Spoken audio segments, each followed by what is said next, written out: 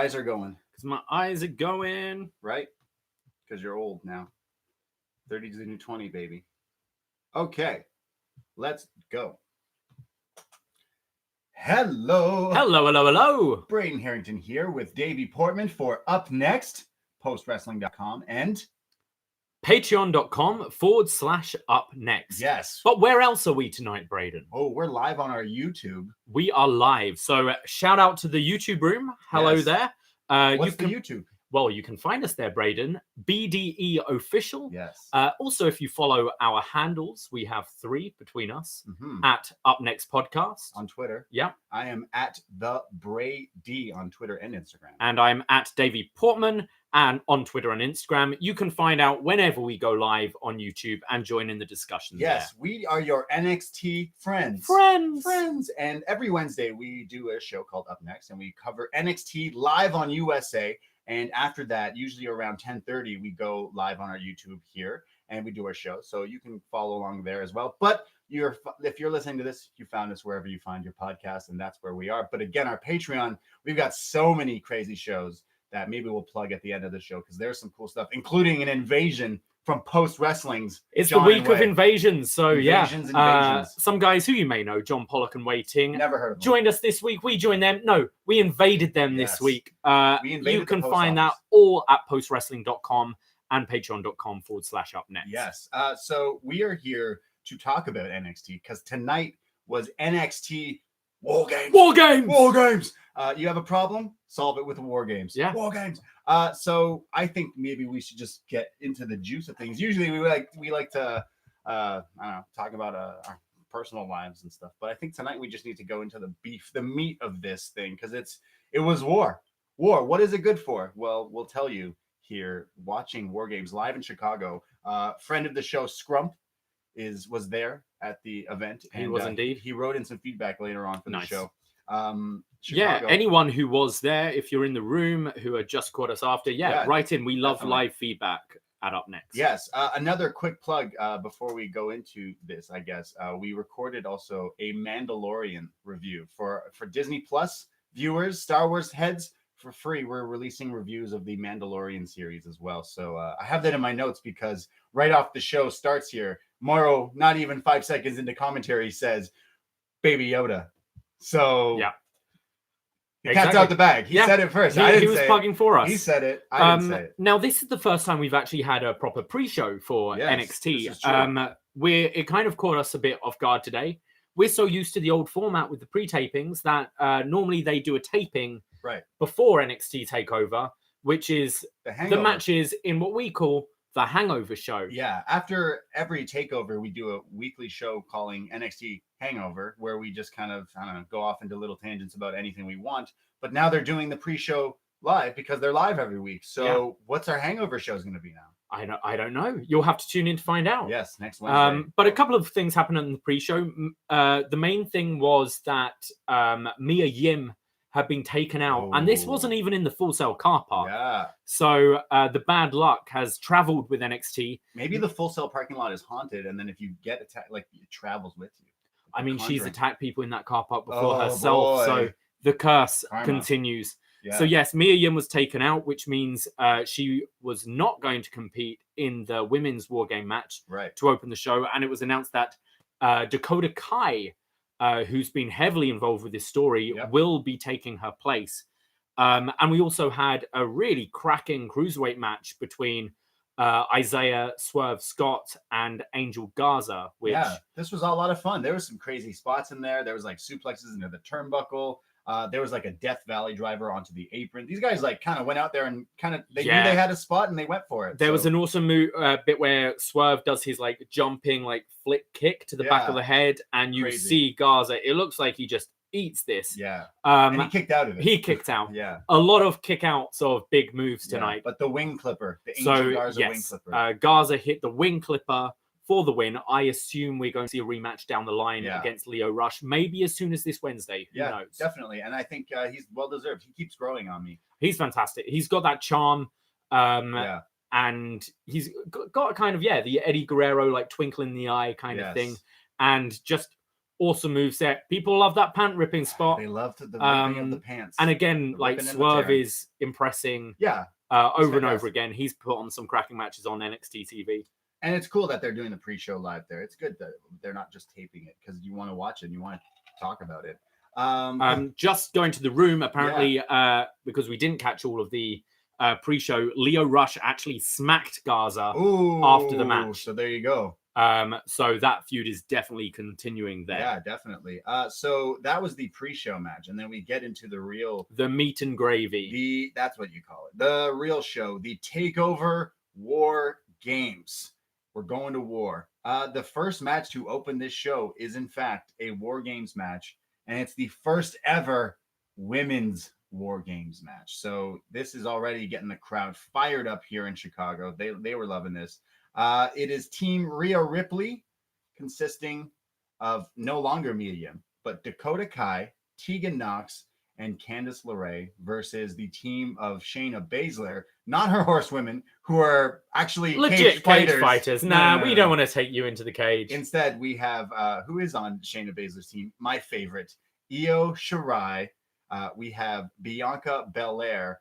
And now I'm blanking on Kaylee Ray, right. NXT UK Women's Champion. True, yeah, where the whole crowd kind of didn't know who she was. Now, I want to know, how early do you think this angle happens a lot where a team member's taken out, like with Mia Yim? Yeah. I kind of hope for her sake she knew that this was the plan all along. Yeah. Because it must suck. Yeah. Like going on the day and then hearing, you're going to just lie on the floor because you've been taken out. That happens. That's right. That's showbiz, baby. That's life. Yeah. You know, that's what happens. That's life. So the ladder match that happened a few weeks ago that actually injured Mia, maybe that's why she's not wrestling, because her nose was just busted up. Yeah. So Io Shirai took her out in that match. So maybe that's kind of why. But Io Shirai got advantage for her team. So Team Shayna has the advantage here in War Games. So Io Shirai and Candice LeRae are actually going to start this match, which instantly got my attention because my women's match of the year is from TakeOver Toronto between Io Shirai and Candice LeRae, because they just stole the show from me. And now they're starting the show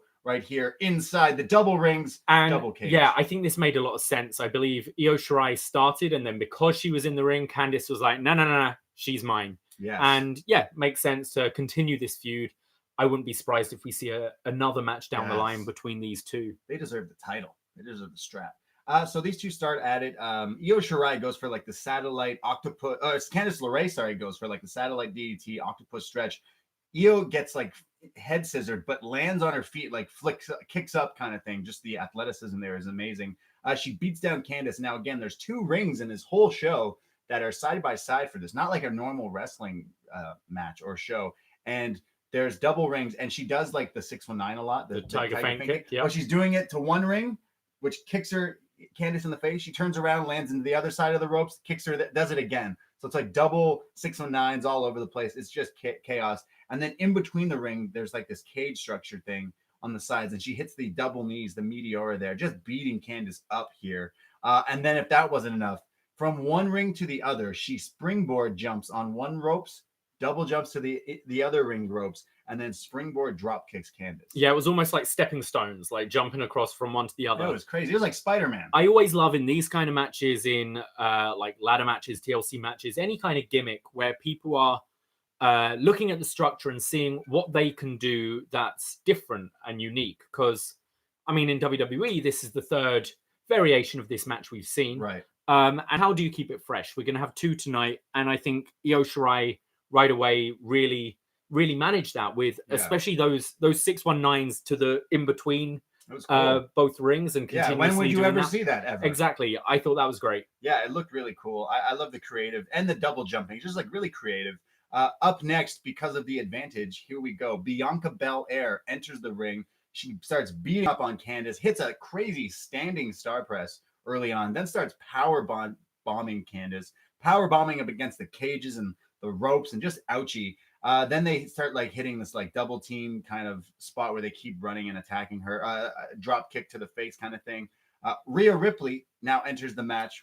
Just the strength from Belair here is ridiculous. With the power she hit it wasn't just, it was the holding on with the power bomb and repeatedly like Brock picking her up. used to do. Brock Lesnar style. Yeah. She's a beast. Like, she's so strong, this woman. Rhea Ripley comes down to the ring. She's grabbing trash cans and chairs and kendo sticks and not tables, even though Chicago wants tables here. She throws these weapons in. She goes in, beats up Bianca with trash cans.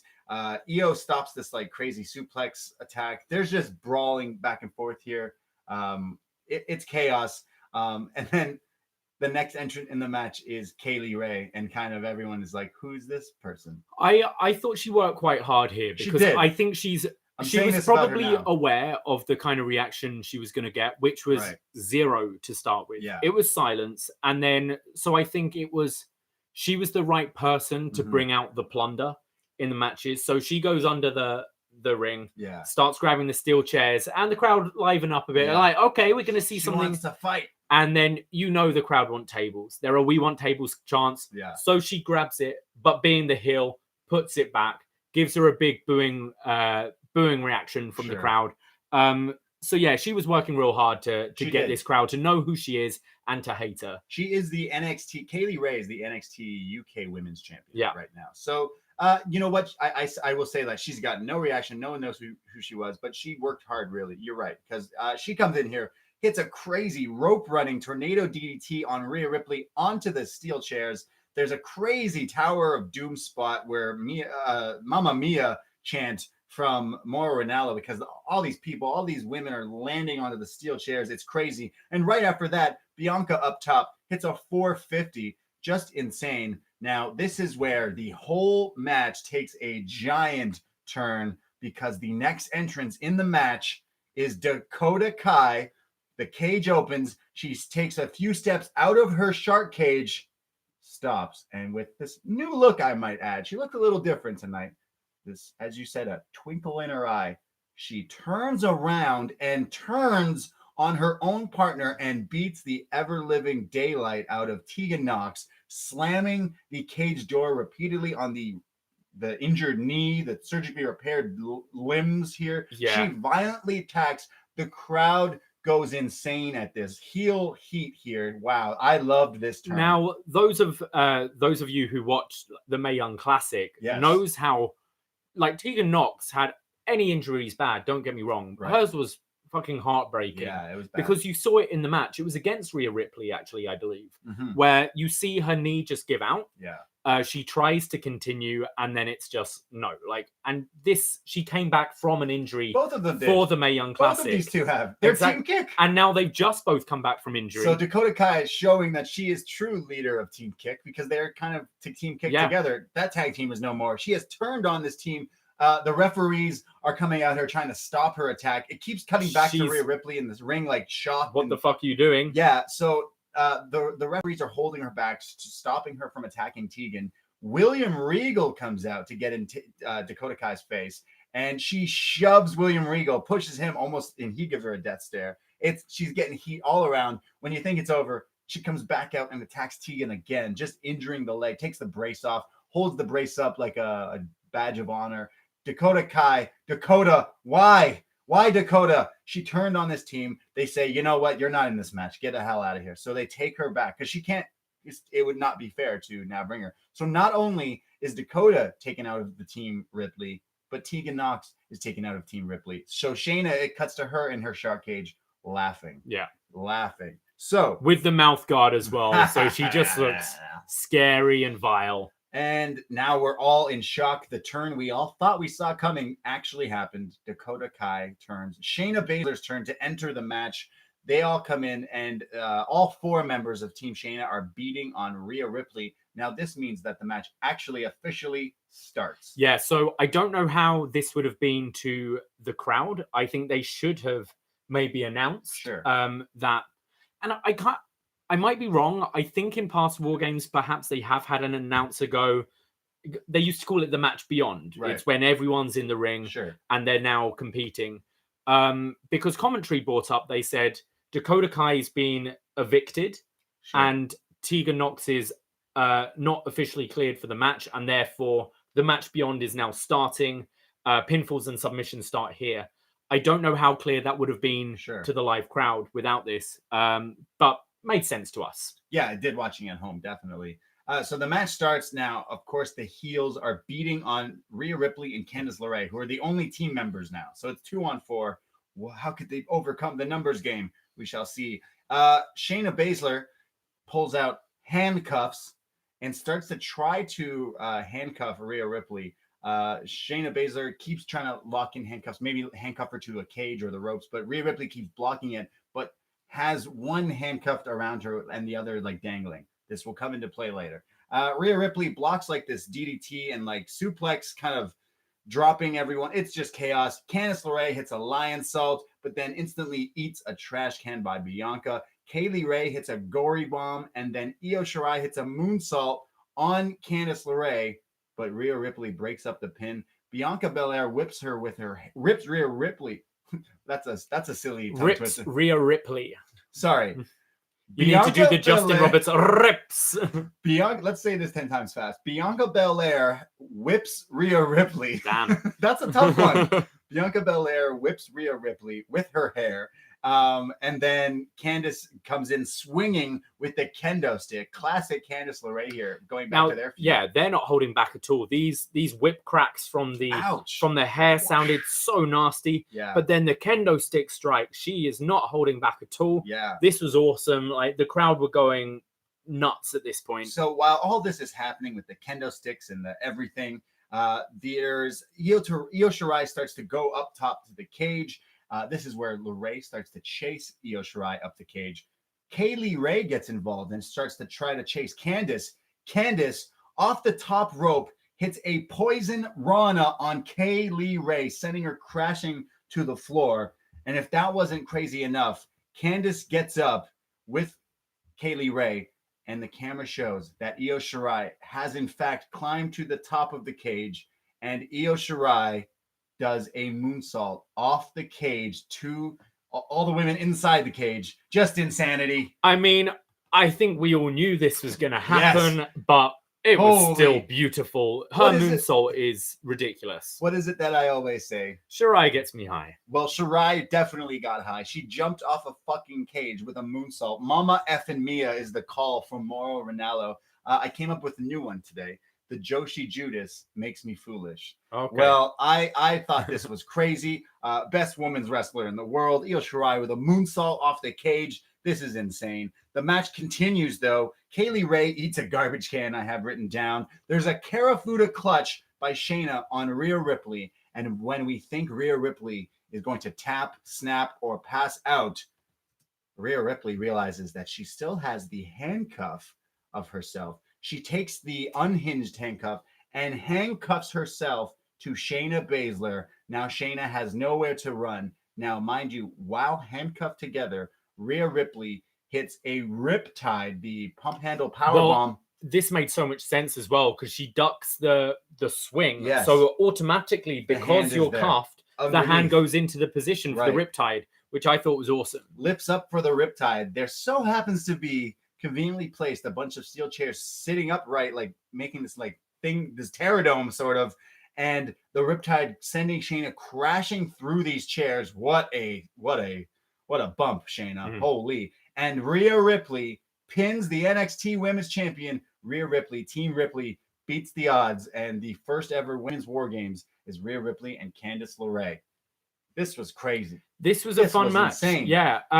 These women brought it tonight. They really did. We always say on upNXT every Wednesday night, watching NXT, that NXT has the best women's wrestling, hands down. And this proves it instantly. I've got a couple of things I want to bring up about the match and the concept as a whole. Sure. To start with, I didn't particularly like the because this has been, I'd say this feud has been more heated than the men's one. Yes. Definitely. Like it wouldn't have surprised me if this went on last tonight. I know they wanted the big pop with Kevin Owens later. Right. But I didn't like how they're entering one person at a time in the teams for their initial entrances to go into their cages because they're watching. They're standing like, okay, there's one ref there blocking them, but you're standing like 2 meters away from this person you've got a blood feud against. And I kind of would have preferred if you had all the heels come out first, go in their cages, then all the that's a tiny bit. It's a nitpick. Yeah. It's a nitpick for sure. Secondly, again, I thought Kaylee Ray, not only the tables bit, I just wanted to bring up that there was a structure of chairs. Like, you know, when chairs are folded down to make like a table, but it's a steel table. Right. And before the Tower of Doom spot, she folds them all back up and puts them down. Yeah, and it was great. Like, it's like, because we're sadists and we want to see people go through the chairs. Yes. I don't know how I feel about 2 women beating 4 women, especially when those 4 women are Io Shirai, Bianca Belair, and your 2 NXT Women's Champions. I think you could have had the Mia Yim return from the ambulance save. Still, the match play out exactly how it did, but then it's a 4-on-3. I think, especially after that fantastic ladder match Mia Yim had the other week, where I think people have finally started to go, oh, I like this girl. Mm-hmm. I think she could have got a really nice pop. Maybe helped she with the save. The nose. Maybe, but I mean, you could run in right towards the end and not really do anything. Sure. Just start pounding on the stop a move. Opponent, stop a move, and then have that riptide finish. I don't mind. These are nitpicks, but the 4-on-2, especially when one of them is one of the most formidable women's champions you've had, and is going into a match tomorrow against Becky Lynch and Bayley, I don't know how it looks, 2 people beating 4. That's fair. Like, it makes them kind of look weak, but whatever. All the women on Shayna's team can be like, wow, Shayna, you were the weak link. I mean, want to show that would be cool. That would be cool to set up other stuff. Obviously, the angle they're going to go with, or the going forward, is going to be Shayna Baszler and Rhea Ripley. Clearly, I beat you. I pinned you. I deserve. I think that's whether we see that on TV or they'll probably this Portland show. Was this the takeover debut for Dakota Kai and Tegan Nox? There was a lot of debuts this Tegan Nox and Dakota Kai both debuted tonight and won. Dakota Kai technically won. Maybe that was all part of her plan. Undefeated Dakota at TakeOver. Kai. Dakota Kai and Tegan Nox. Technically. Also, it's funny to say, because was this not the place 2 years ago where Ciampa turned on Gargano? Was this not where that happened? That was Chicago. Yeah, so I believe it was. Chicago is just known for breaking hearts and evil turns in pro wrestling here. So we're on our YouTube live. Did anyone? We've got a few notes. Yeah, go for it. Hansy's saying that the Dakota Kai heel turn was great, but if you're going to do it, it should have been the heels winning. To have the heel turn and then the baby faces still win anyway, kind of like you're saying. Right. She still won the match. Yeah. It's kind of weird. And Phil's Kurt Hennig turn on the Horseman was better. I mean, that's a classic. Yes. Brian Michael says the turn was great. It doesn't need to be attached to the match result to be seen for how well it was done. We got a great match and story in the end, all things considered. Sean agree? Sean Meehan says, does losing with a 4 versus 2 advantage make the heels look too weak? Weak. Hansy thinks the women's war game was better than the men's. Me too. Eric Marcotte agrees, thinks that the women's match was better. Sean thinks that Kaylee Ray is a great heel. Mark Warburton says, glad they did the turn a different way rather than being during the match, having it before. Thought it made it a bit fresher. Cool. I mean, yeah, I think everyone kind of has. I definitely like the women's. This was my match of the night, hands down. I'd agree with you. Yeah, I had the first time seeing women do like these crazy spots. You had the Io Shirai moonsault. You just got everything I kind of wanted out of this match, including the Dakota Kai thing. I loved it. It was crazy. We have an announcement that there's another takeover coming soon. I believe it said February 16th in Portland. TakeOver Portland. Portland, Oregon. Yes, you're going to be taken over by NXT in February. So that could be really cool. We were speculating another takeover being added in the near future, and that's not really near future considering this is just the end of November right now, but yeah, like that's a long ways away still. Yeah, we've got Christmas, we'll have the Worlds Collide. I don't feel it's too long. I think it will come around pretty quick. Right. There was another announcement that the women's team for Survivor Series has now been announced. Right. And it will be captained by Rhea Ripley, and it will feature Toni Storm, Mia Yim, who I guess she's okay. She's cleared now. Candice LeRae and Tegan Nox. That's cool because it's the same from today, but a bit fresh. Is Tegan Nox gonna wrestle? No, she shouldn't. maybe not. That's what was revealed earlier today. Definitely, that's stupid if they let Mia. Oh, maybe I've got the wrong thing. Maybe there. I think that that would be stupid for them to wrestle. Let's go to the next match here. Sorry, please correct me. Not me and Tegan. Who is? I'm going to the room here. Okay, well, let's go to the carry on. Match. Yeah.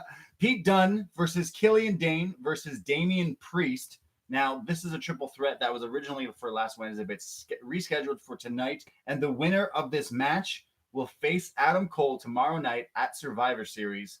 So there's a lot at stake in this triple threat. Pete Dunne, the match starts going for the fingers. Break your fingers. Break your fingers. Pete Dunne is what he does. He goes after Damien. He goes after Dain's fingers. He stomps the elbow.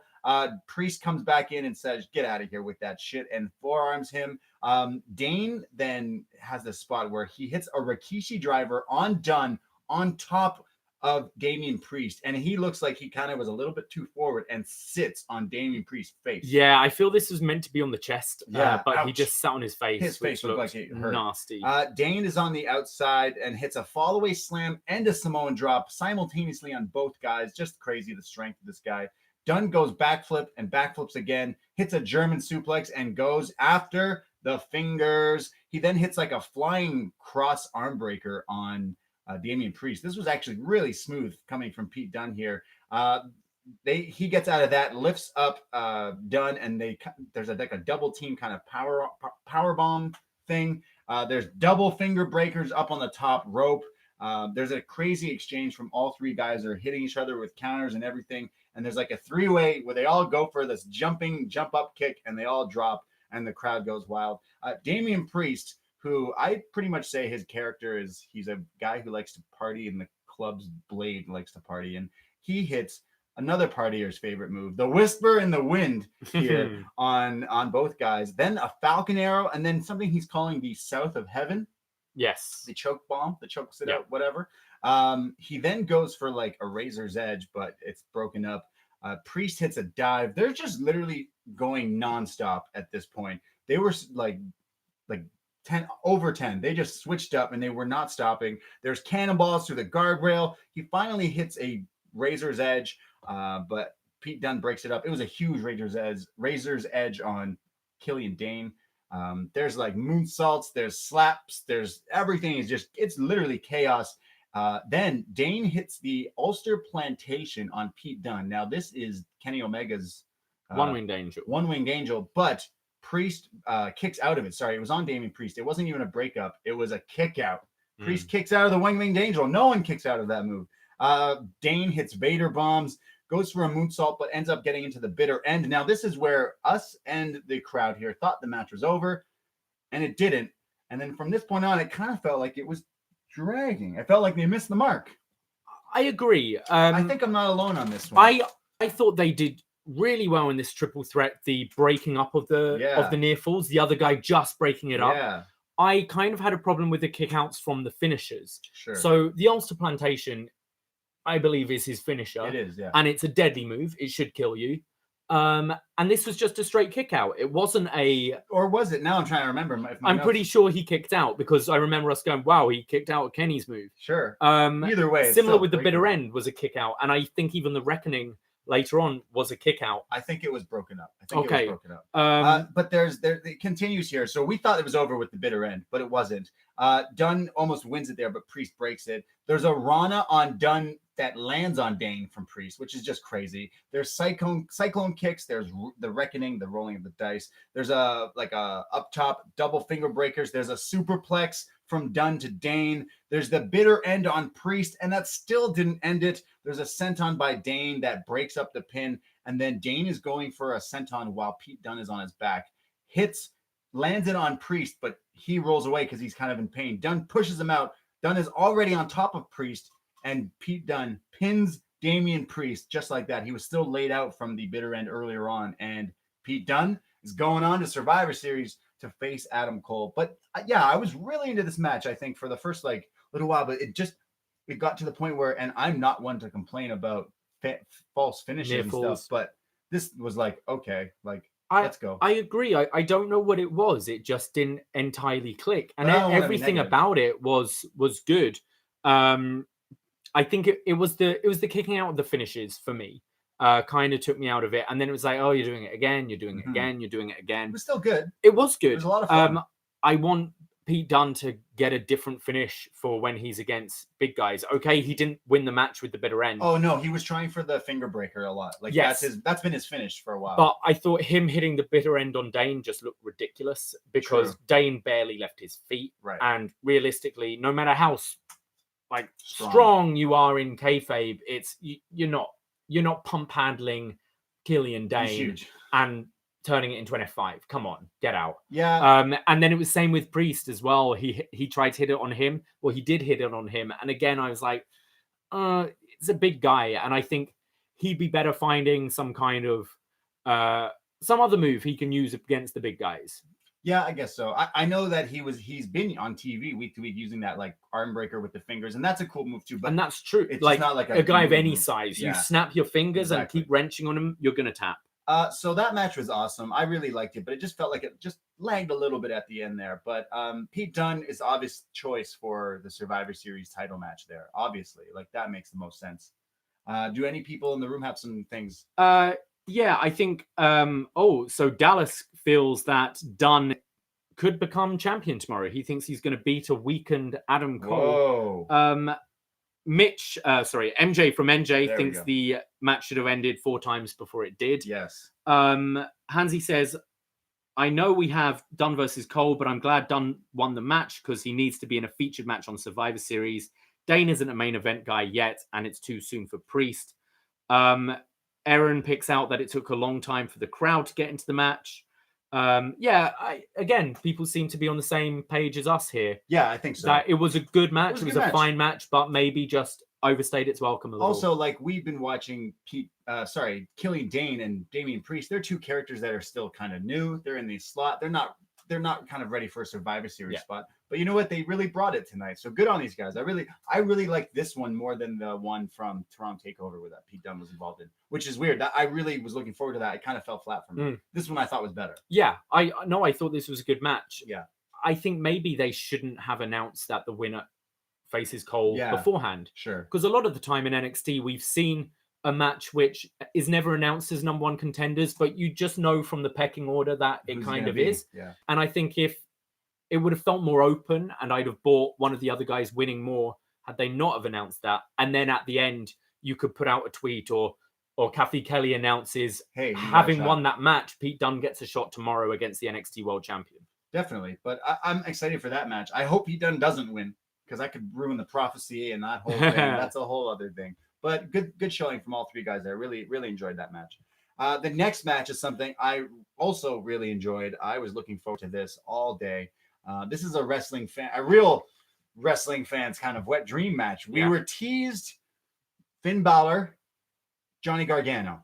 But due to this nasty 1916 on the entrance ramp, looks like Johnny Gargano's out of commission. This is the first takeover since 2016 that Johnny Gargano is not a part of. Yeah, that's crazy. Isn't that insane? That's crazy. Gargano, Mr. NXT, Mr. Takeover, in my opinion, one of my favorites. He's not on this card. This match will hopefully happen down the line. Finn Balor, Johnny Gargano. On a bigger stage, maybe. Sure. This could be WrestleMania program, WrestleMania weekend takeover program, or even sooner than before. But instead, we have Matt Riddle versus Finn Balor. And this is still a wrestling fan. Yeah, I think this is the perfect replacement for Gargano is Matt Riddle. What do I always say on these shows? That Matt Riddle is the ace in the sleeve for Triple H. He's like, need a problem? Matt Riddle is my guy. He's just waiting here to be this guy. In a year from now, Matt Riddle will probably be champion. Will be the big or draw. in the conversation. Yeah, exactly. Definitely. So Matt Riddle, Finn Balor here on NXT TakeOver War Games. Now, this match, Finn Balor now is more so the rock and roller. He's the heel Balor. And we see a lot of the difference in this match here. The storytelling is different. He's a meaner guy now. He's an asshole. He's the rock and roller. No demon. Doesn't do his arm things. He's like... Yeah, I quite enjoy his new entrance. So he does the first arm thing, and then the spotlight just goes on him and follow it. Batista did it when he turned heel, like just all the lights off and a single spotlight. It fits him. It works. Yeah. And his gear looks slick like Venom or whatever, black gear, obviously. Matt Riddle kind of looking like Spider-Man, actually, with the red and... Was it? I'm not high on sports. I think it might have been Chicago Red Sox or something like that. Sure. Someone will correct me. Yeah, wait. Yeah. Chicago Red Sox? Is that the right team? Yeah, I think so. I don't know. Yeah, I've got that wrong. I think you're getting heat. Matt Riddle, Finn Balor, here we go. They start off by literally like shooting it up. Both guys are really technical and really quick. Matt Riddle kind of has the size advantage, and he gains that early on with a bunch of gut wrenches. Balor instantly lands on his feet. And Chicago White Sox. Yeah, I was going to say, you're totally off there. Yeah, holy, wow. Even I was like, what? It's been a long day. I'm sorry. Like, what? Balor continues to fights, counters out of the gut wrenches and hits a basement drop kick. He's working now. He's like slowing the pace down. This is how I know he's wrestling as a heel. Finn Balor slowing the pace down, more stomps. He's like become Randy Orton, essentially. And here's a little inside information you can't get anywhere else. The commentators here are like, oh, he's working down on the breathing of Matt Riddle. You see, he's working. He knows he can stop the controlled breathing of Matt Riddle. That is a smart tactic by Finn Balor, because I'm not sure if you saw Finn Balor's tweet this week, but he posted a picture of himself, maybe enjoying the demon's lettuce, a little bit of the demon's lettuce. You know why he was doing this? He was doing it to prepare how he would feel, how the lungs would be. So here, he knows Matt Riddle's lungs are weak. Yeah. So he attacks them from all that demon's lettuce. So he's attacking the lungs here and the breathing of Matt Riddle. Balor there's a spot where Riddle is outside the ring. Balor runs and hits almost like a wrecking ball drop kick, but his one foot kicks Matt Riddle in the face, and they show the replay, and Riddle's face goes one of those like wonky, blah, blah, blah. His face looked like Jello in this. I hope he's okay. This looked like it hurt. He's feeling this one. He's taken a few smacks in the face before. I'm sure he's fine. Well, that's why he's smoking the demon lettuce to. Yeah. So they go back into the ring. Finn Balor goes for not the Pele, what is he? Not the Pele kick. He doesn't call it the Pele kick because I don't think he's a fan of Pele. Right. So just calls it the overhead kick. The overhead kick from Finn Balor, but Riddle catches it, blocks it, and hits him with a beautiful ankle lock. And he's got this ankle lock. He's gearing it. He's grinding it. Finn Balor keeps going for the ropes, but the commentators are like, yo, if Riddle really wants to get this, he's got to lock in the grapevine, the legs there. But he does not, and Balor gets to the middle rope. Now, there's a spot here where Riddle's about to go on the attack, but Balor sells that he's misstepped and twisted his ankle. And he's selling it like injury. And I was like, whoa, did he just hurt himself? And the ref's like, hey, are you okay? And Riddle kind of takes a second there. And then Balor runs at him and hits a crazy, just a beautiful AJ-style drop kick. I don't think he was faking it. Did you pick up he was faking it? I thought he was faking it. No, because he'd been locked in that ankle lock for a long time. And then you've got the follow-up from the coup de grace that he misses later. Okay. So I think he was a legit selling. He was good I don't think he was doing I'm injured. Because either way, he was really good at the selling. I was like, oh, man, he can't walk. He's hurt. Well, he still manages to hit a drop kick, beautiful drop kick, yeah. But then he goes for a German suplex. Finn Balor Germans Matt Riddle.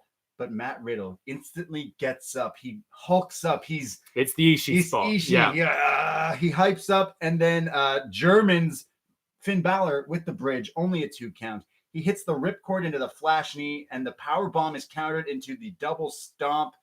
There's a sling blade. Riddle fights back with the spear and the jackhammer. Looks way better than Goldberg's. Oh, I don't know about that. It looks good. The bro hammer, as Morrow calls it. It's only a 2 count. How funny is that he's using it as not a finishing move? Yeah. What a troll. Because he's not as good as Goldberg. True. Greatest wrestler ever in the WWE. Yep. So he hits the bro to sleep here in Chicago. I think there was a few CM Punk chants. He goes then for the floating bro, which is like a jumping off the top rope. Corkscrew senton. Yeah. As he was about to do this, I literally said to you while watching this, I'm like, kayfabe wise, he should stop hitting this move because he never hits it. And wouldn't you believe that he doesn't hit it because Finn Balor gets the knees up, which hurts his back, gets him in the lower turnbuckle, and Finn Balor hits the move that I used to call when he was in NXT, the drop kick of death. Because he drop kicks you so hard that you bounce against the turnbuckle. It's the shotgun. Yeah, shotgun drop kick. It looks great all the time. I just feel you're going to snap your neck it's taking this move. Right? Yeah. which sets up Matt Riddle in the drop zone. Balor goes up top. He goes for the coup de grace, but misses it, lands on his feet. Riddle counters this. Riddle puts him into the bro mission, and somehow Finn wiggles out of that. There's a kick to the head of Riddle. Finn Balor picks him up, hits the 1916, the front lift, like arm kind of hatch into the brainbuster, and Finn Balor pins Matt Riddle, bro. This was awesome. This is everything I expected out of this match. This was just crazy. Two hard hitters. They're both like kind of different, but not so different after all, considering. Yeah, this is. I'm much preferring this Balor to actually Balor since he was in NXT. Yeah. I wasn't overly hot on his matches. I kind of saw that he was good, just didn't have an emotional investment in them. Right. And now I think this character works so well for him. Riddle's the perfect opponent. I think Riddle's in a spot where he can take these losses and it doesn't really matter. When you want to start heating him up back again, you can. But I think Balor is the project here. Balor should be one of your top heels in NXT and needed the win here. Definitely. Yeah, I there was no doubt that Finn Balor shouldn't have won this match, but good showing from both guys. I love this. I mean, you're right. Finn Balor instantly is rejuvenated here. There's so many fresh up matches. You could do a rematch of this. He did win clean, shockingly. Yeah. The heel won clean here. So, I mean, you could do a rematch, but also, like, realistically, he should be going for the title because he's like, yo, I'm the top guy. But maybe not so much yet because we'll get to that later. So I don't know where we go with them. I do want to see Gargano Finn Balor. Yeah, I mean, it's been quite hush-hush with his injury. Right. I believe it's more of a day-to-day thing, so hopefully he'll be back sooner rather than later. But I think that's the program you do next. I see him eventually going for the title, but it will have to be once it's off Adam Cole. Yeah. Unless Undisputed Era have a babyface run down the line. Oh, imagine. Which might freshen things up a bit, because after Ciampa, I don't know. Do you go back to Riddle? I don't think so. So maybe that's what we'll do. If I go to the chat room here, MJ loved Balor's heel entrance. Sean feels that the show did miss Johnny Wrestling. I always miss Johnny Wrestling. I'm getting some hate for saying Chicago Red Sox. Of course. It was Chicago Bulls. I'm sorry. I'm not different team completely, but yeah, that was the gear he was in. Oh, sorry. Yeah. Chicago Bulls and Boston Red Sox. Oh, it was totally Chicago Bulls. And I'm sorry. I'm not a big sports guy. God. Go Blue Jays. Riddle, Lee, and O'Reilly. Sorry, who's this? Dallas says Riddle, Lee, and O'Reilly will be the next NXT champions sometime next year. I think all three guys have the crowd behind them, which is important when it comes to being champion. A couple of them thought the match started off quite slowly. Hansy liked the match, but it was definitely the weakest of all the matches, but probably because of the slow pace to start with. Yeah, it was definitely slower because Finn Balor's a heel now. Yeah. Heels aren't supposed to do flashy moves because you're not supposed to like the moves he's doing. He needs to do more like heel things. That's it. But I love this match. I would watch it again. I want to see.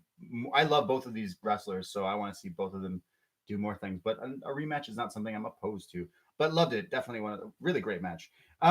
We see Denzel Curry. He's doing the theme song, Ricky from tonight's TakeOver, and he's in the crowd, and he is just having a fantastic night. This guy and his crew were just loving life here in NXT. But it's time for the main event, War Games, the men's War Games. Team Ciampa versus Team Undisputed Era. We have Ciampa, Dominik Dijakovic, Keith Lee, and a mystery vacant. A mystery persons. Now we have Undisputed Era, Adam Cole, Roderick Strong, Kyle O'Reilly, and Bobby Fish. So there's a whole, whenever there's a mystery opponent, mystery tag partners, the internet, Twitter loves to go crazy with their speculations. Yeah. So what did we have? We had us saying that you wanted the fourth member to come out dressed as Rambo, is Velveteen Dream with guns blazing, going to war. We didn't get that. No. A lot of people on Twitter were saying this is going to be the debut, and I did not want this 1 second. So I'm happy this was not the outcome. But a lot of people were like, it's going to be the debut of John Morrison. John Morrison. John Morrison? No. Please, no, please, God, no, please, no. I would have been upset if that were the outcome. But there's some rumblings. There's some people thinking, well, storyline, kayfabe wise, if you've been watching all these invasions and all the stuff that's been happening, that perhaps Kevin Owens would somehow come into this match. Yes, because he got jumped by Undisputed Era earlier this week. Triple H offered him the chance to come back to NXT. And I think the way they built up this surprise was you weren't sure whether it was going to be announced earlier in the show, over Twitter, whether he'd have an entrance and then go in the cage. But they left it right to the timer goes down. You need something pretty big for that. Yeah. He delivered on. The crowd went insane. Yeah. Yeah, definitely. He's an NXT favorite, and I love how he came back in his old gear. You're wearing the shirt right now. I had to go into the closet. The taped up KO shirt. Yes. I thought that was really cool wearing his NXT shirt. Yeah, it'll be a hot seller again right now. They're probably releasing it again. Yeah. So we'll go into this match. It's just as the women's one kind of played out with the people entering the match. So again, I just kind of spoiled that Kevin Owens is in the match. However, he's not announced yet. We don't know this until later. He's the last entrant in this match. So let's start the War Games match. Team Ciampa, Team Undisputed Era. On Twitter today, Ciampa said that this would be the return of the Psycho Killer. And in fact, it was. In his entrance, he's got his like hockey mask. He looks like Casey Jones from the Ninja Turtles, looking like Jason Voorhees. He's looking like he's going to fuck someone up. Skeletor. He looks scary in this thing. He looks badass. I almost wish he had it on a bit longer because the reveal was cool. And then it was wore like it in the match. Yeah. Saves your face from getting thrown in the cage. Right? Psycho Killer. Qu'est-ce que c'est? So the match starts off with the Blackheart, the Psycho Killer, going up against one of my favorites, who's now made his SmackDown match debut, Roderick Strong, my boy, one of my favorites. And I can't wait to see him on Survivor Series in that match. What a guy. He's going one-on-one at Ciampa to start this match in the double rings, in the double cage.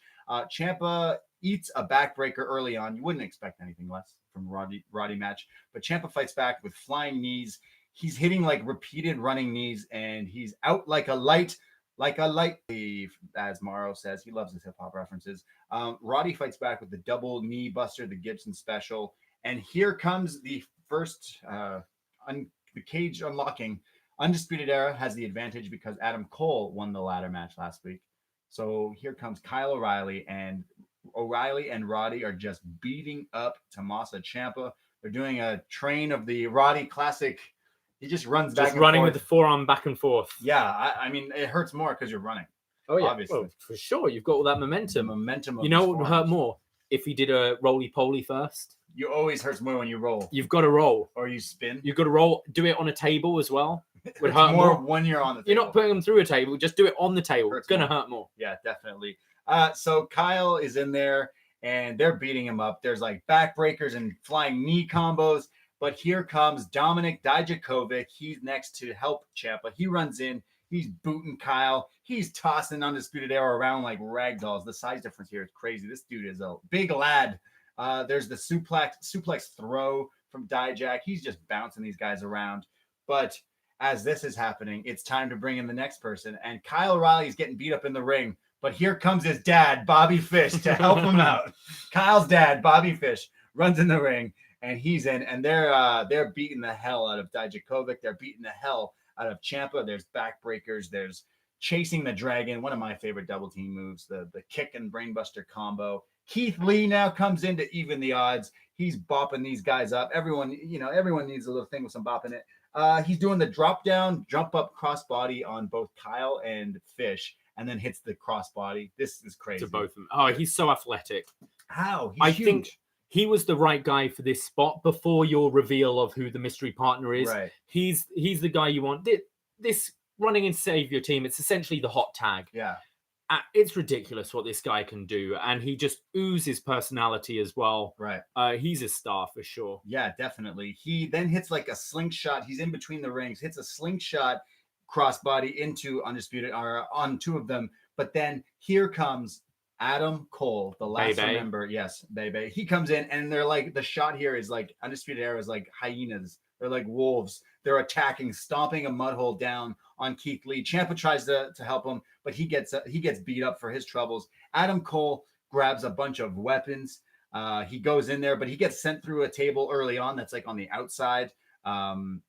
And Bobby Fish hits a low blow to Keith Lee. So kind of Undisputed Era has the advantage here, but we have the countdown for the last remaining member. And here it comes. Kevin Owens music hits. The crowd goes insane. They're not how sure they feel about it. And then they're like, wait, this is pretty cool. Yeah. If you're a long time indie wrestling fan, then obviously you know the maybe the history of Kevin Steen and Adam Cole. They're like buddies. And people always thought that he should join Undisputed Era. But that's not the case. I loved how they delayed the entrance as well. This reminds me, you know those rides at theme parks where you go up in a tower and it does a countdown at the top, but sometimes they hold you after the countdown. No, or they lie to you. Or they lie and drop you early. This was like that because the buzzer hit, like the countdown hit, and there's silence. So Undisputed are doing that. You're screwed. There's no one else. So it builds up the audience more and more. And then the da-na-na-na-na-na-na hit.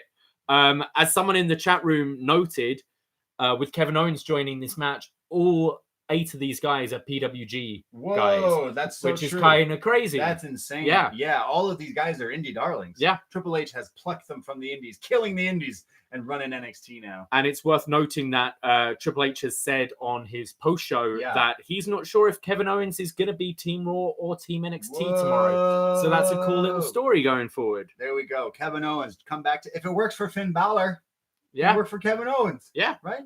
Right. So Kevin Owens comes in. He's attacking. The crowd's going wild. He beats up Kyle O'Reilly, Bobby Fish, Roderick Strong. And then there's a standoff between Kevin Owens and Adam Cole, the ghost of Adam Cole, really. They stare down, and Adam Cole does the Undisputed Era hand sign, which I'm trying to do right now, but it's a podcast, you can't see. I don't know how to do it. I think it's something like Undisputed Era. I don't know how to do it. It's too hard. Two speed is way easier. Yeah. Kevin Owens looks at him, thinking, "Whoa, will he join Undisputed Era?" Instead, does the classic suck it. Well, he also does the thing that we all do when we're trying to do it. He's like, how do you do this thing? So, nah, I can't join your team. I don't know how to do the hand sign. And I don't look good in yellow. So he beats up Adam Cole, hits, this is classic WrestleMania 14, the classic super kick, counter, spin around, and the stone cold stunner on Adam Cole. Sells it like a goddamn genius. This is the gift you're going to be seeing. Just beautiful. Hits that. Then Era start to beat him up again. He hits his like suplex into the Sushi Goroshi style move that Kevin Owens does. He power bombs guys onto each other. It's just insane. So Roddy gets tossed like into the cage a bunch. His head is bouncing. We go back into the other guys. They're in the other ring. Ciampa's hitting his rope assisted DDT on O'Reilly. Lee hits a crossbody off the top to everyone. O'Reilly's hitting flying knees, knee bars. Dijak, while Kyle has a knee bar on like I think Lee, Dijak does a lion salt onto Kyle O'Reilly. Just crazy. There's the angel wings, but there's like breakouts. It's total chaos. I think it's the angel wings followed by a swanton by Kevin Owens. Kevin Owens hits a swanton. He used to always do it in the indies, in Ring of Honor and such. Looked awesome. He should continue to do this move. Roddy then goes for a top rope angle slam on Keith Lee. Just insane. Just crazy. There's a tease with Adam Cole and Kevin Owens in between the rings. There's like this steel thing, and Kevin Owens teases the package pile driver, his old finishing move. Now, he's never done this move in the WWE. No, he adapted it, so he turned it into like a power bomb. It sucks, and it's not as good. No, it's shit. Why?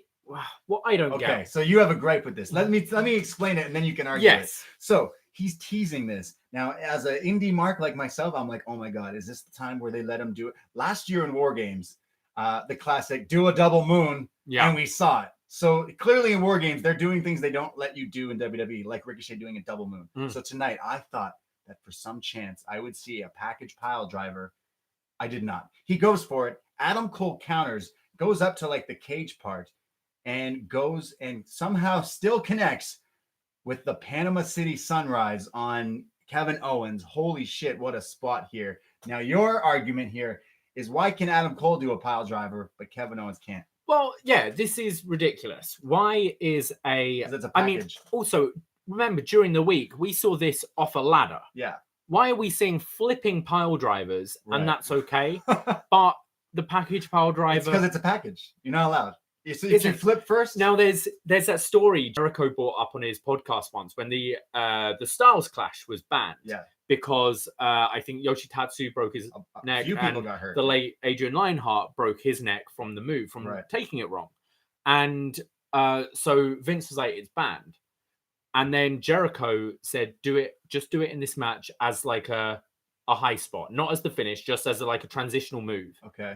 And then he went to Vince, oh, that move, what did you think of it? And he's like, yeah, look good. He's like, yeah, it's perfectly safe. It's just a front drop. He's like, yeah, that's fine. Awesome. He's like, that's the Styles Clash. Oh. Now, Kevin Owens should just change the name. Change it to another cocktail. You got the Panama Sunrise and it's fine. Just call it the Cape Cod, the Mojito, whatever. And just do it. Why would Kevin Owens have a new move called the Mojito? That doesn't... No, that's the Caesar, a Canadian one. Come on, the bloody Caesar. Yeah, that's his new finisher. Drink. The Orange Julius, which I think originated from Montreal. Okay, there you go. The OJ. Yeah, let's not call it the OJ. He's really killing him with it. Damn. Okay. So Kevin Owens does not hit the package pile driver. My heart still aches to see that move in WWE programming. However, the Panama City Sunrise, or the Panama Sunrise as they call it here, still connects. Just crazy. We go back. They're still fighting all over the place. There's a Project Ciampa, which is a power bomb by Ciampa that he then puts his knees up and slams you. I love this move on Kyle O'Reilly. It looks like it kills him. He gets up and eats a super kick from Adam Cole, but then fights back. There's knees. There's super kicks. There's more knees. Cole and Ciampa. Then there's two tables set up in the middle of the ring in one corner in one of the rings. Adam Cole tries to run away, and Ciampa chases him. And we forget about that. The camera doesn't stay on them. It cuts back to the other ring, and we see Dijakovic choke slamming, I think, Bobby Fish through a table off the top rope. We then see KO hitting a frog splash through Kyle O'Reilly that countered a move from... So Kyle O'Reilly has... Is it Dijak caught in the triangle, but he's using the table for leverage. Yeah. And to break it up, KO hits the frog splash through the table on him. So lead power bombing Fish through a table. There's choke slams through tables. There's frog splash through tables. It's just crazy. We think it's all over. It cuts back to Ciampa and Cole. They are now on top of the cage structure, the top there. There's a chain where Ciampa's holding. He punches and beats up Adam Cole. This gave me anxiety watching this. I think I'm scared of heights. I think it's weird because I would watch as a kid Kurt Angle climb to the top of a cage, right? Hit a moonsault, and you're like, and I go, that's really cool, right? Now, because I'm older, I'm in my 30s now. Of course, I watch these guys on top, and I'm going, oh God, guys, please be safe. Please be safe. Oh no. Oh, and you're picking him up. This was scary. This was really because the cage had these pockets, and Ciampa's feet were in them. Yeah, where it's his feet. That was his balance. His whole thing he could fall backwards and he would die. His whole body would break because his body would be locked in those little holes with the cage. It's just terrifying. So Ciampa gets his balance somehow, puts Adam Cole on his shoulders in a fireman carry, air raid crash type move. And remember, there's two tables set up in the corner behind them. The keyword behind him. He's looking behind. This is not this is looking in your rear view mirror here. And Ciampa just jumps ever so slightly, just falls backwards almost with Adam Cole on his shoulders, an air raid crash, midnight special, whatever you want to call it, through these two tables off the cage. This spot was bananas. This was so scary. Again, not allowed to do a package pile driver, but pick a guy up on your back and drop him on his fucking neck through a table 15 feet in the air. Holy also, shit. Ciampa's had what?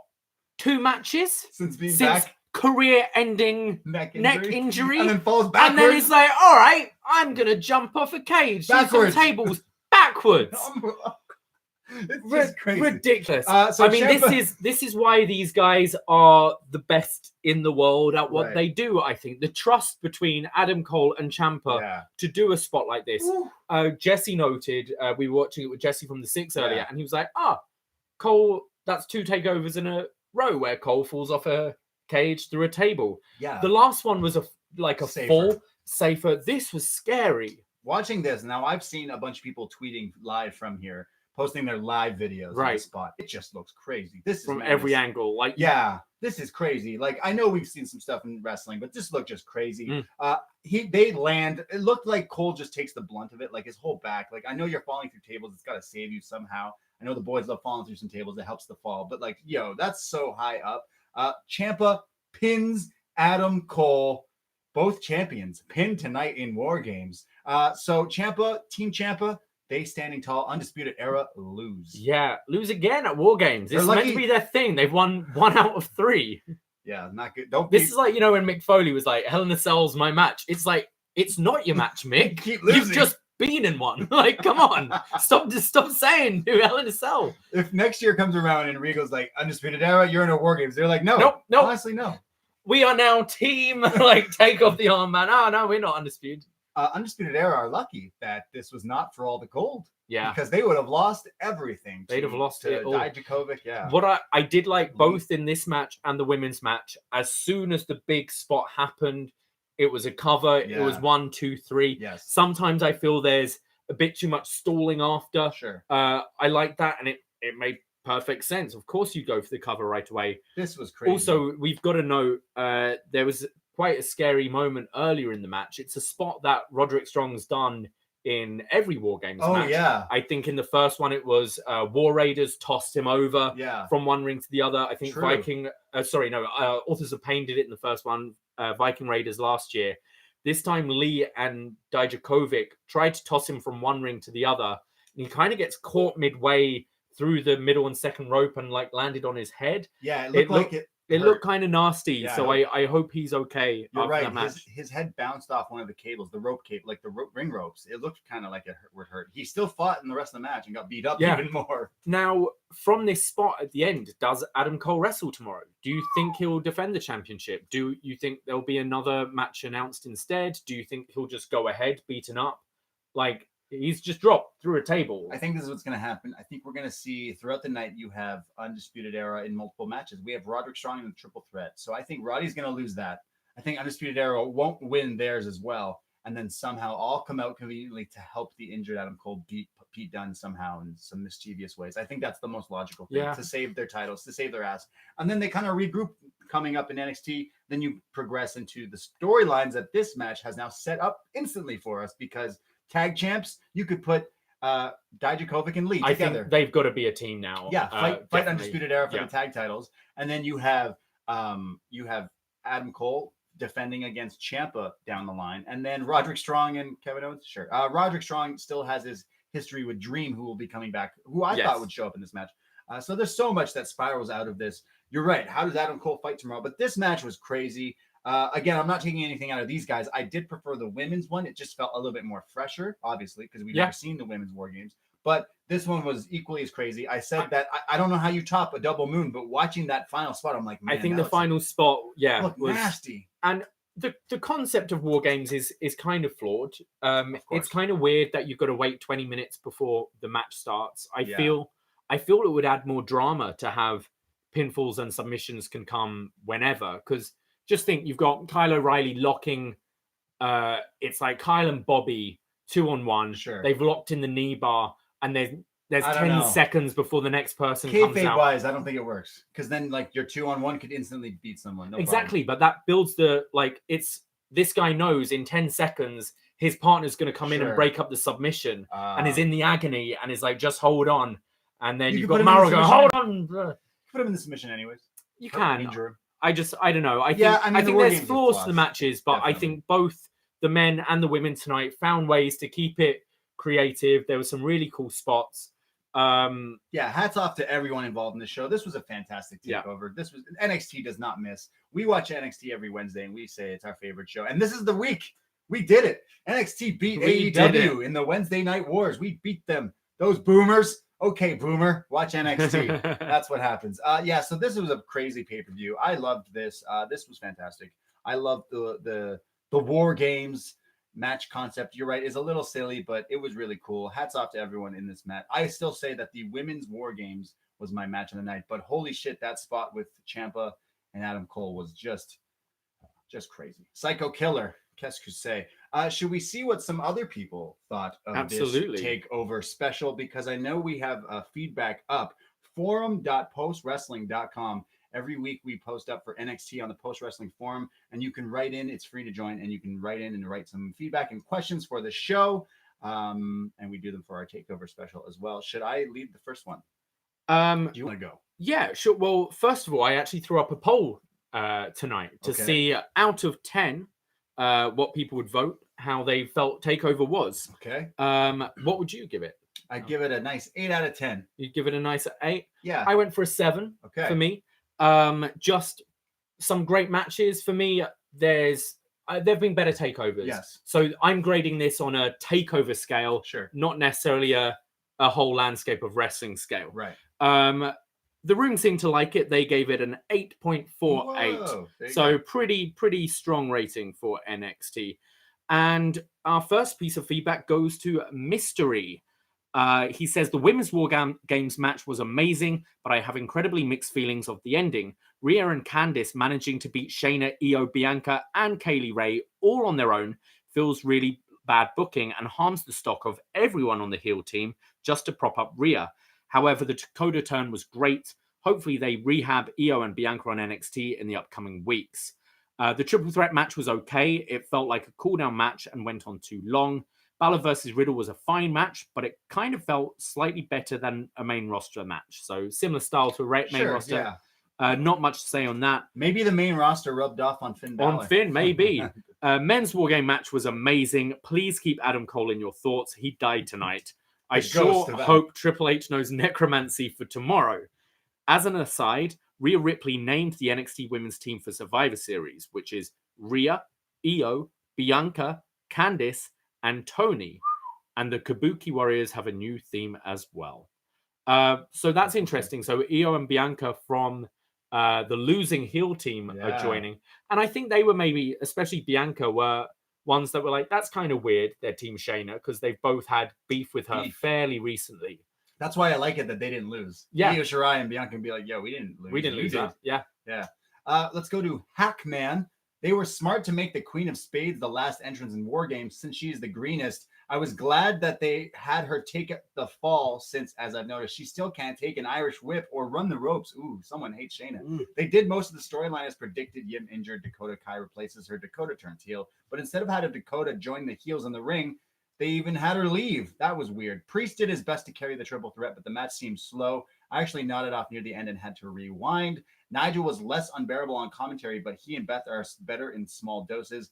Glad that Britt Baker finally got to see a women's match get above 2 stars. Oh, damn. Some shade thrown at Britt, who was shown in the crowd looking very concerned. Like a 0.3 seconds of a shot of Britt Baker. Did you know she's a dentist? She is a dentist. Yeah. I'm not sure if you knew Mauro name checked her though. Oh. He did say Britt Baker. See, if this were WWE and you show up in the crowd somewhere else, you gone. You out. Yeah. That's what happened to a Highlander. Mauro did also name check the Viking Warriors, so it seems like they're on a 5th name in the company now. Right. We have Ari from Montreal. Britt Baker's face said it all. What a fucking takeover. Love the turn. Predictable, yes, but it needed to be done. Honestly thought Mia Yim would come back and Toni Storm would come. Ripley and Candice winning was the right call, but made the rest of the women look weak. What a surprise as the 4th man. Really wasn't expecting it. Other 2 matches were awesome, and Damien Priest is a future world champ. Wow. Question. Riddle losing clean like that? What's next for him? Do they cash in the Goldberg feud? WrestleMania weekend takeover? Tampa?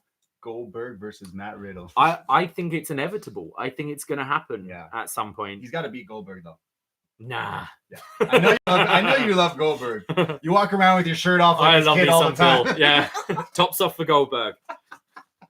We go to Kissy Boots. I just realized everyone in the men's War Game match, with the exception to Keith Lee, is a former Ring of Honor guy, even Kevin Owens. This show kicked off strong, and the women's War Game match was by far my match of the night. Given how Rhea won tonight and how she won last night on SmackDown, she's pulled out some really clever moves. Oh, yeah. Shout out Rhea Ripley's creative finish on SmackDown this week. Did you see this? I did not know. Charlotte has the figure 8 on someone, and you know how she like bends up? Yeah. Rhea Ripley slides in while she has it and hits a crucifix. You are unable to kick out of this, like kayfabe or not. You are not kicking out of this crucifix because her body is like bending backwards, and Rhea Ripley got the pin. That's sweet. Yeah, nice. Really cool. So, yeah, definitely looking badass. Rhea Ripley, they're putting the rocket to her, and we did the show last year for the Mae Young Classic, and I don't think she was on this year's. She was on like previous, but she's like someone we both look at. No, she was on Mae Young Classic too. Yeah. Yeah, sorry. Yeah. And we see her on NXT UK sometimes, and I always was like, yo, she's so ready. She's a star. She looks badass. She's very different to all the other women. Exactly. She's got there. Looks like she could kill you. I do say great on the mic. The women's division in NXT, since Rhea Ripley been adding, look at it, like there's so many different characters. Yeah. Your Io Shirai, your Rhea Ripley, your Shayna. There's so many different, and they pull me in. Honestly, I think we saw with the horsewomen when it started to be like, okay, what kind of wacky color hair are you gonna have?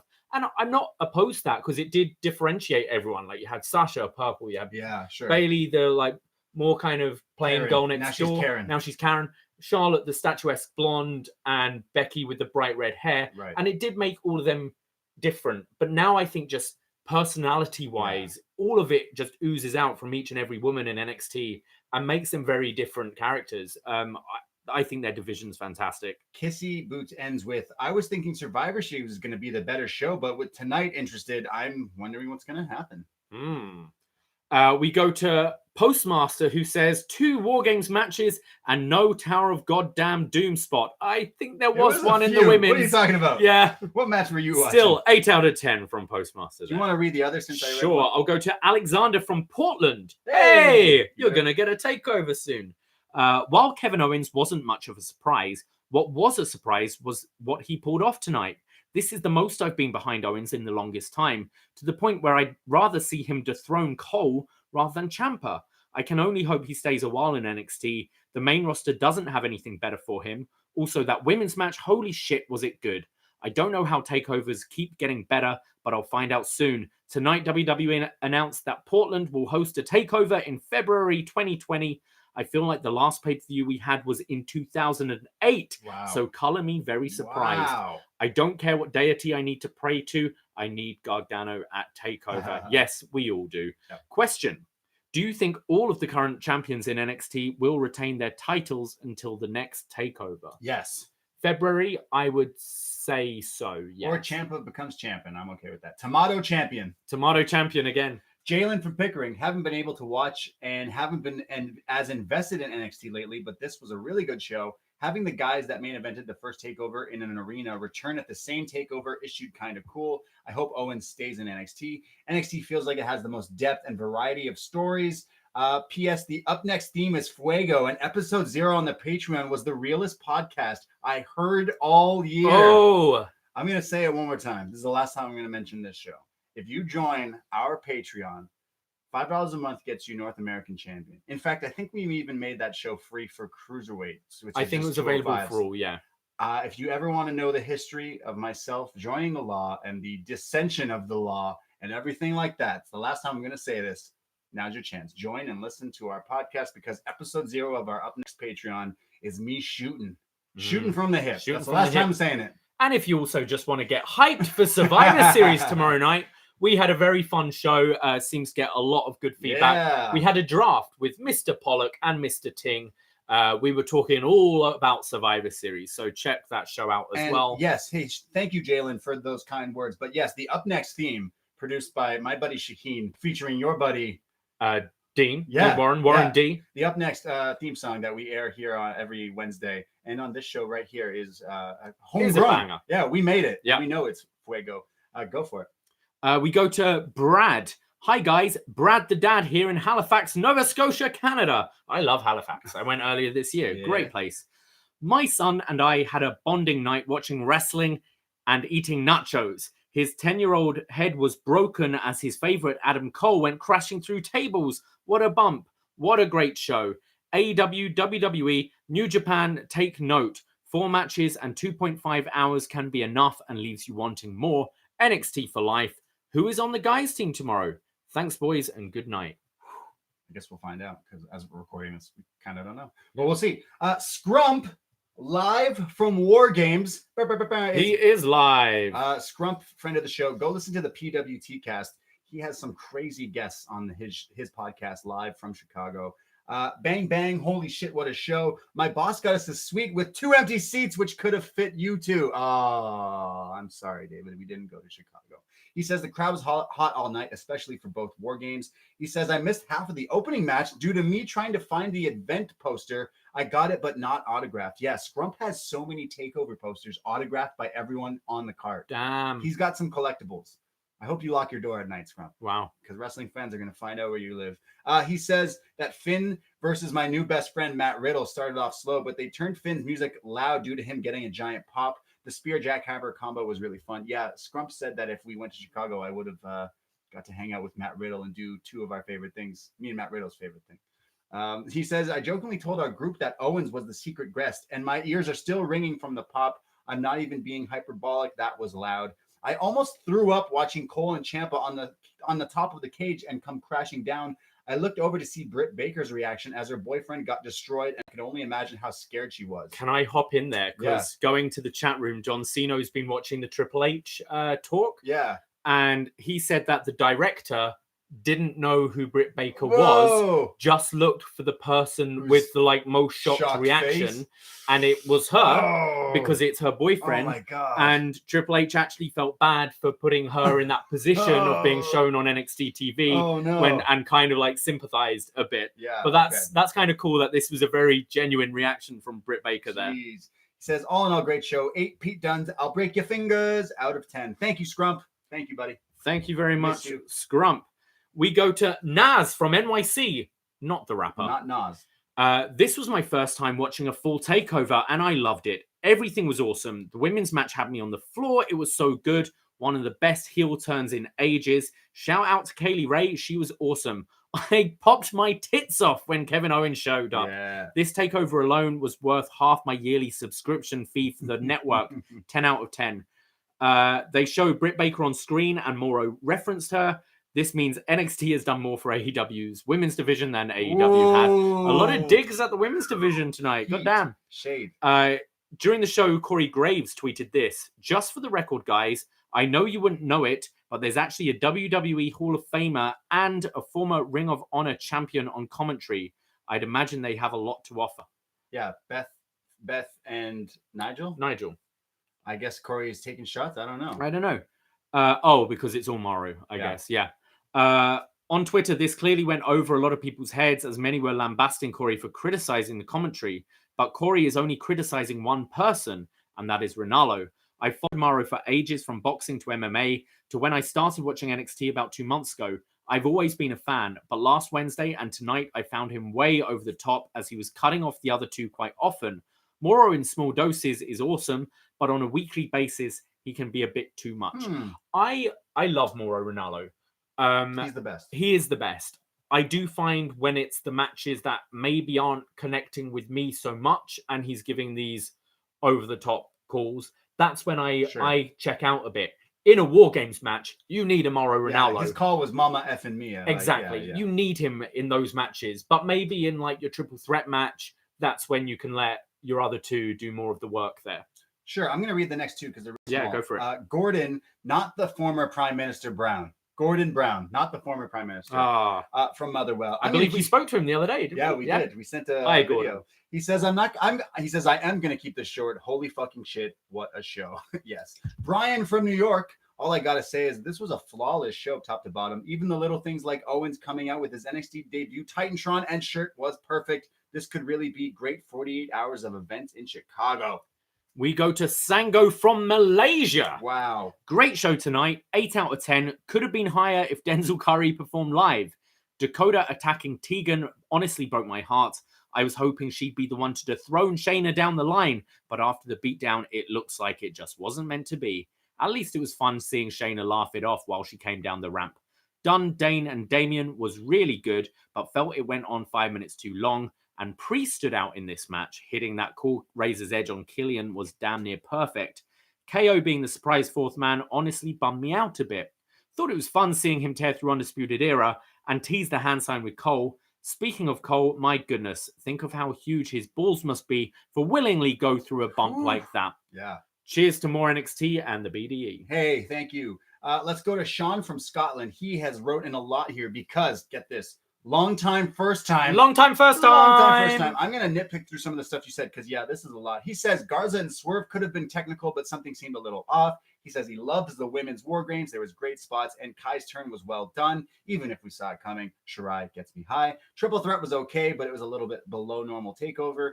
Riddle and Balor would like to see again with a bit more focus in the heel heat. The last match started off slow, but this match was crazy. He says he was surprised to see Britt Baker. He's got some questions to end it. With Kai's turn tonight, is there many heel women currently on the main roster for them all to be utilized? Yeah. Too many heels. Yeah, I kind of do agree. I think it means you're going to need to have like a Candice go for it again. Maybe Io turns in more of a tweener role. He also says, where does KO go from here? Is this a one-off or is he going to join NXT? Yeah, it'd be cool to see him join NXT. I'd much prefer him being back in NXT, to be honest. Go for it. We have a lot of feedback. Holy. Will in Chicago. Are you ready for it? I'm ready. First time, long time. First time, long time. Was at the show. Io and Ciampa got the biggest reactions of the night. Highlight of the night was Ciampa jumping off the cage. Wanted Balor match to go a bit longer. Yeah, I might be in the minority, but I think we will see, because I want to see a rematch between Balor and Riddle, I think, down the line. Let's go to one more piece here. Last one, because this is a lot. Hey, guys, this is Prakash from Michigan. He says the women's war game was mind-blowing. Dakota Kai heel turn was expected, but the way it unfolded was what took the match to a whole new level. All the women in the match were impressive. The triple threat was one of the best triple threat matches I've seen. Riddle Balor match was good. I yelped when I saw Riddle deliver a GTS in Chicago. The men's match was really good. Not as good as the NXT War Games 2 years ago. They arguably better than last year's. KO was not a very big surprise as he was one of the expected, but I still love seeing him back in NXT. Where does this leave him? I'm going to bed very psyched up tonight. From being psyched up tonight, good night. Whew, that's a lot of feedback. Cash. That was a lot of feedback. I'm tired of reading. Seems like it was another win for Solid. NXT tonight. They can't go wrong with these takeovers. Triple H knows what he's doing. Are we going to Portland? Take over Portland. Who's got a couch in Portland for us to crash? We'll come crash in Portland. Fantastic show.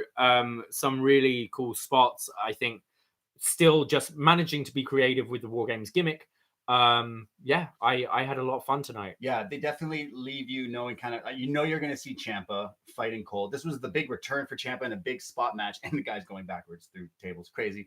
The women definitely stand out for me. This was just crazy. You could tell a non-fan, like, look, watch this. And they'd be like, what? These women are going to go through all this? This is crazy. I think this was a knock. I gave this 8 out of 10 because this one delivered for me. I had a lot of fun watching it. And I'm not super into the War Games stipulation, but that's kind of maybe the I feel every time we've watched them, though, we kind of start off by saying that, and then they win us over and they get us hooked. Yeah. I think with the wrong people, this could be a terrible match. Right, yeah.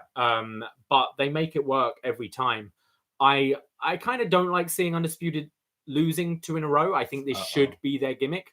But as you said, it sets everything up in play moving forwards. Yeah, definitely. So that was our review. TakeOver War Games 3 from Chicago. We will be joining John and Wei for Survivor Series. We'll be on the post. We're invading. You're going to be sick of us. I'm so sorry, guys. I'm so sorry. But if you're not sick of us and you want more of us, you can join our Patreon. We have tiers. For $5 a month, you can join our North American Champion tier and get all the shows we put out. There was a $25 World Champion tier, which allows you to pick shows for us to review for a show we call Up Yours, which we're going to be doing the Cruiserweight Classic soon because supporter Charbel has chosen that. We're doing a bunch of Star Wars reviews. We got the Mandalorian episodes weekly. That one's for free. That's on us. We just have Rogue One coming out. We have this Survivor Series Dream Team game that you came up with for us and John and Wei. We're getting a lot of love for this show. Go listen to it because Wei Ting's team is very creative. He wins the game. Spoilers? He has to win the game. He has to, technically. No spoilers. Jeez. So go listen to all the stuff we have coming out. We love doing it. We've created this upNXT thing since NXT kind of blew up here on the USA Network. It's kind of helped us. And so welcome if you're a new listener to all the stuff we've been putting out. You can follow us along if you don't want to subscribe to Patreon and all that. All you got to do is help us out by subscribing wherever you get your podcasts. Give us a good review. Follow the upNXT Twitter again at upNXT Podcast. Is there anything else I need to say? You can follow me on Twitter and Instagram at Davie Portman. You can follow me on Twitter, Instagram at the Brady. And I want to say another thank you to everyone in the YouTube chat room today. Yes. It's been bumping in there. You guys have been seeming to have a lot of fun chatting back and forth. So thank you. And if you want to join in every Wednesday after NXT at 10:30, you can, and it's BDE Official on YouTube. Yes. And similarly with future takeovers, maybe we'll do something for Worlds Collide in January. Who knows? But yes, I think that's all. That's it. I'm enjoying vodka soda right now and intend to enjoy a few more. Yes. We will. We're going to have our own takeover invasion. Yeah. Tomorrow night at Post Wrestling in the post office. But tonight we're going to have a little bit of the bubbly. It's not Wednesday, but I know on Wednesdays we like to have some wine. But tonight's a vodka cran. Tonight's Saturday, so it's Spirit Saturdays. Oh, Spirit Saturdays. There we go. Thank you again to all our listeners. We will chat with you very, very soon. Thank you to the YouTube people. I know you're in there watching, so thank you. We'll talk to you soon. Take care. Goodbye, and be